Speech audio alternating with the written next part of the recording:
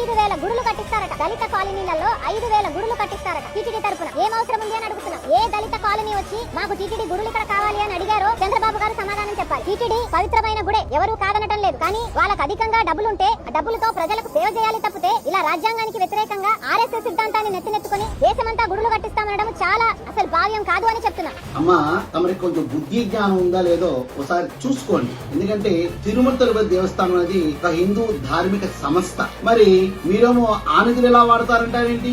మా నిధులు మేము వాడక ఇంకెవరికి వాడతారండి? ముందు మీ క్రిస్టియన్ మత ప్రచారం చూసారా? వేల వేల కోట్ల రూపాయలు ముందు సామాన్యులకు అందుబాటులో ఆ ధనాన్ని ఖర్చు పెట్టమని ముందు వారికి డిమాండ్ చేయమ్మా. ఇది మొదటి పని. ప్రజా సంక్షేమ కార్యక్రమం ప్రభుత్వాలు దేనికి ఉంది? పన్నులు కట్టే దేనికి? ప్రజా సంక్షేమం చేయవలసింది ఆ డబ్బుతో. మరి కానీ ఆ డబ్బుల్లో నుంచి చర్చి బాధలకి మూలాలకి నెల ఇంత ఇస్తున్నారు కదా, అది ఎందుకు ఇవ్వాలి? ఆపని దేప్రే సుమోహంగా ఉన్న నువ్వు ఎప్పుడైనా చెప్పావా? ప్రశ్నించావా?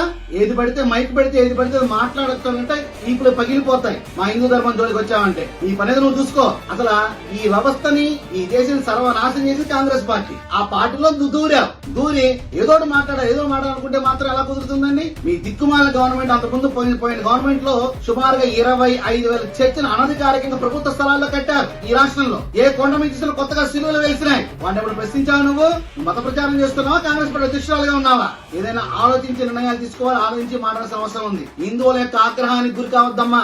ఇలా అయితే ప్రజాబాహుల్యంలోకి రానివ్వం మేము. పిచ్చి నిర్ణయాలు పిచ్చి వేషాలు లేకుండా మీ పని ఏదో మీరు చూసుకుంటే బాగుంటుంది. ఖచ్చితంగా తిరుమల తిరుపతి దేవస్థానం డబ్బుతో 5,000 గుళ్ళు ఏంటి 10,000 గుళ్ళు కడతాం. అవసరమైతే మా మఠపీఠ ఆశీర్వాదంలో కలిసి పనిచేస్తాం. ధర్మ పరిరక్షణ కోసం మేమందరం ముందు అడుగు వేస్తాం. భారత్ మాతకి జై.